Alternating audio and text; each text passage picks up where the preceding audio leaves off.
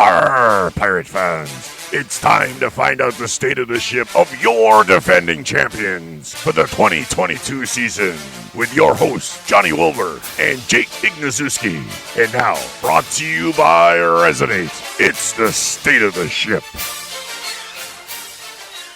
Welcome back into the State of the Ship. I'm Johnny Wilbur, Jake Ignaszewski, brought to you by Resonate, and we are just over a week away from opening night, March 12th, here at the DCU Center. And Jake, it's going to be one heck of a night, and I know the guy on our left-hand side is ready to go. Alejandro Benefield, he wears the number 15 on the field. He is the quarterback. He calls the signals, and he did it all but, I think, 2 games last year, and he's our guest here today, and we can't wait to talk to Alejandro about what it's going to be like to raise the banner, get the rings, open the season, and try and get a victory. Exactly. It's been cool seeing Dro go through his rhythm throughout training camp so far these past 2 weeks, and to see his connection. And just to start off, how did your offseason go? Pretty well, man. Just training and getting my mind ready to come back up here. Contacting guys, seeing who's coming back so we can have the same team, have that championship atmosphere around. So off-season went pretty well for me.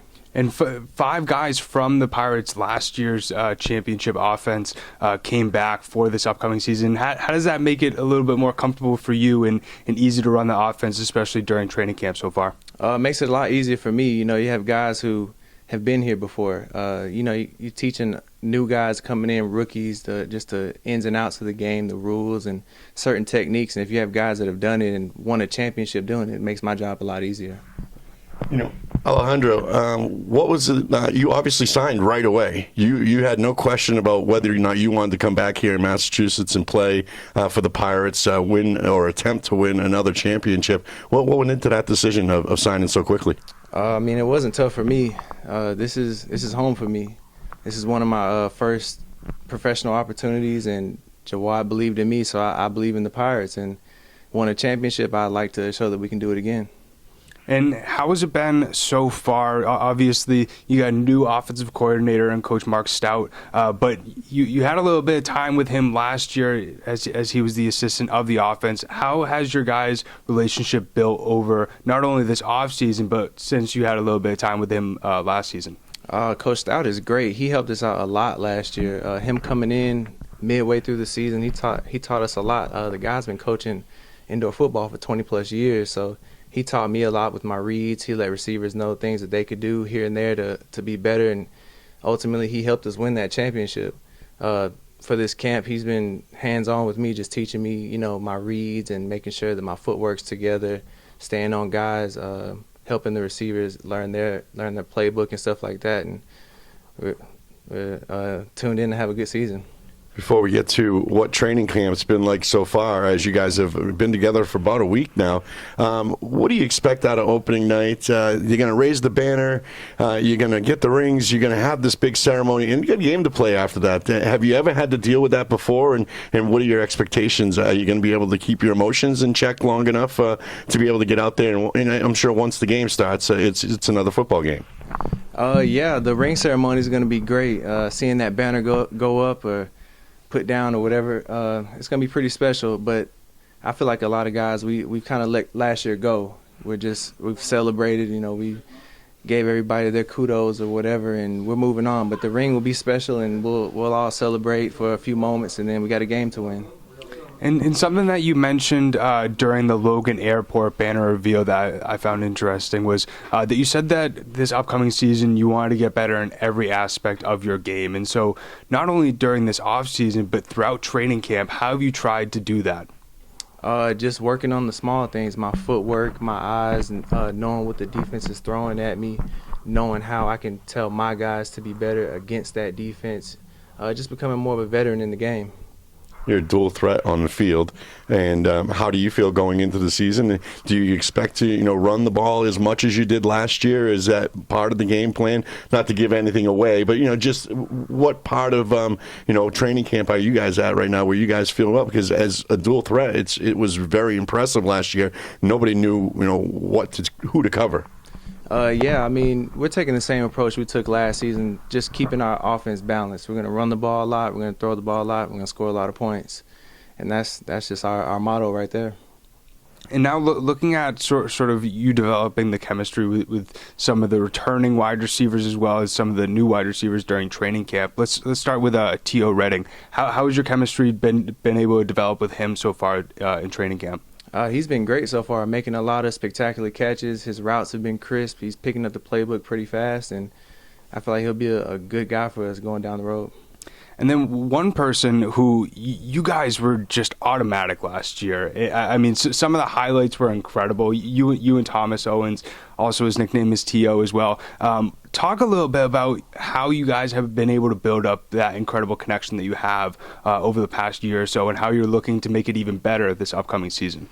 Well, T.O. came in at the same time as me in 2019, so even though I was on the bench, I mean, I've been throwing to him in practice for years now. So just that camaraderie, it's kind of easy year in and year out because you know how guys are going to run their routes. He knows when I'm expecting him to be open. He knows how I'm going to throw the ball, certain type of arcs I'll throw and certain passes. So we're pretty comfortable with each other just because we've been around each other for going on 3 years now. How's the relationship coming along with your offensive line? You know, some of these guys coming in, new guys, some returning players too. But it's always, it's a feel. It's got to be a relationship. It's got to be, chemistry. And that's definitely one thing that the team last year had was chemistry. You could see that. How's that starting to come along with your offensive line here? Coming along well. I mean, every day we see each other. We go over film. We hang out. We take that long ride to practice every day. And we're getting to know each other day in and day out, and you build that chemistry every day, and they protect me. So I love them, they love me. It'll be a great season. Trying to score touchdowns behind them.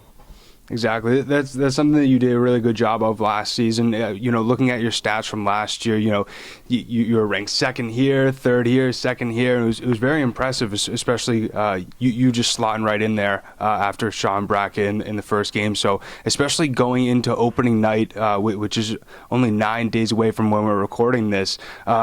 What's sort of your mindset going into that night and just the 2022 season in general? Just to win games. If it's pretty, if it's ugly, it doesn't matter. We just got to win games.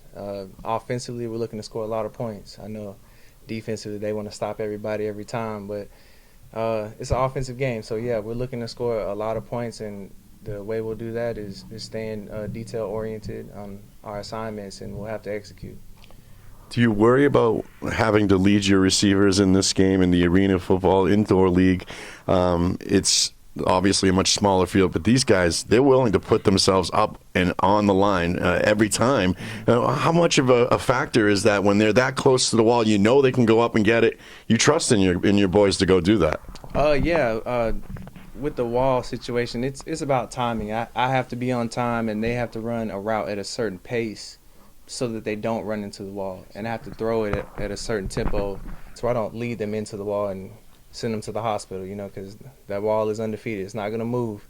So if you run into it, you're going to be hurt. But we work on that in practice, and the guys get used to it, and that's how we end up making plays there in the game. Speaking of, working on practice and timing, one of the, I think, most obvious differences in the indoor football league is the running start for the running backs. Talk a little bit about that and how much timing that takes and how much practice that takes to really get that down right. That's a daily thing we work on, is just that timing. We have a lot of different motions, and there's two guys in motion, so they have to time it up with each other as well as me. So just working on that day in and day out, it becomes second nature after a while.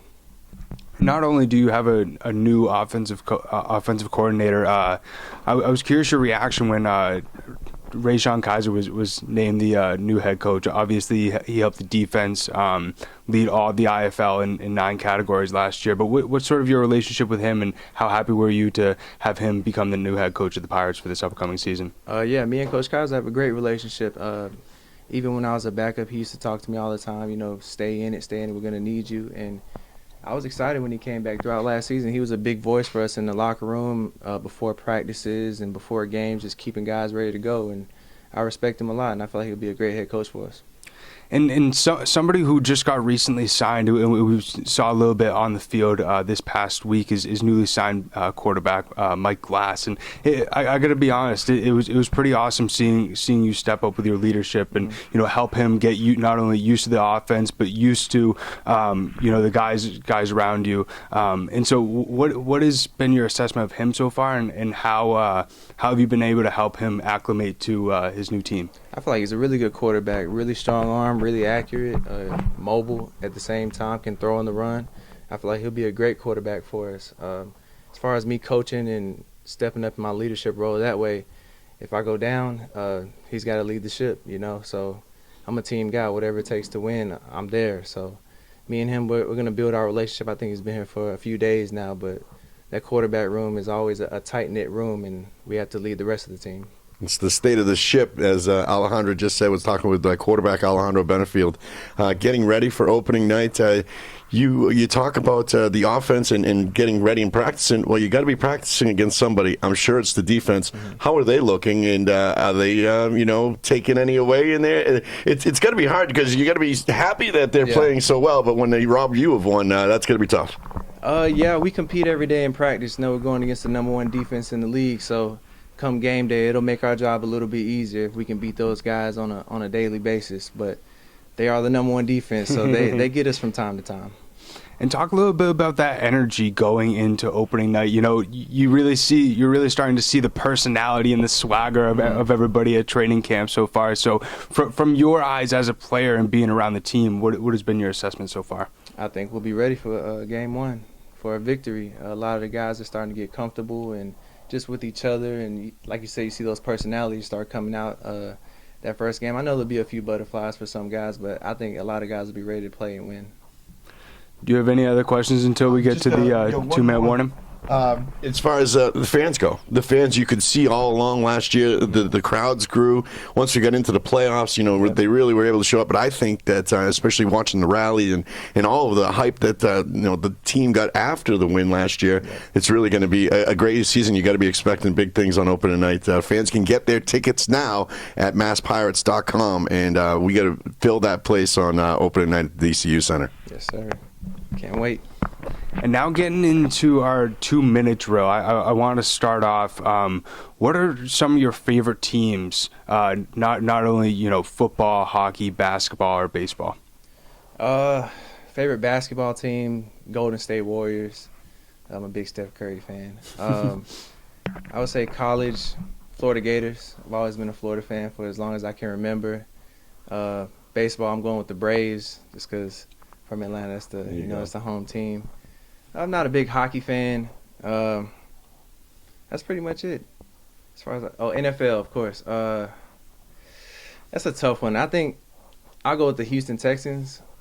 That's a tough pick only because I like Deshaun Watson. So that's my favorite quarterback. So I gotta be a Houston Texans fan. Obviously, this is a football podcast, but I'm curious, how excited were you to see the Atlanta Braves win their first World Series in a little bit? They're one of the teams that's breaking that Atlanta curse. No one ever can win a championship in Atlanta. Speaking of curses, you keep leading me right into these things, Alejandro.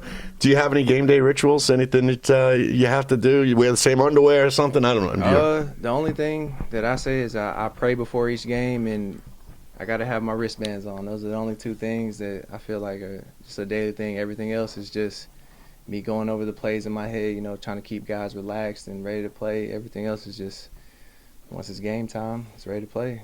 Execute, score some touchdowns. And this is a little bit of a goofy one, but if you could describe yourself as an animal, what animal do you think that you would be? He always comes up with something different, this guy. I would say a lion. I view myself as just, the king of my area, or whatever I'm doing, I feel like I'm a leader in that group. So just that lion, I don't know, I would choose a lion. I love those open-ended questions because it really tells you about the personality of a person and where they're coming from. And then also, if there was one fact that, either fans or people around the organization or even your friends don't know about you, what is it? One fact that people may not know about me is that I am a left-handed thrower, but I write with my right hand. That's interesting. Does it make me ambidextrous? I don't know, but I'm a right-handed definitely thrower, unique. I write with my left hand. Yeah.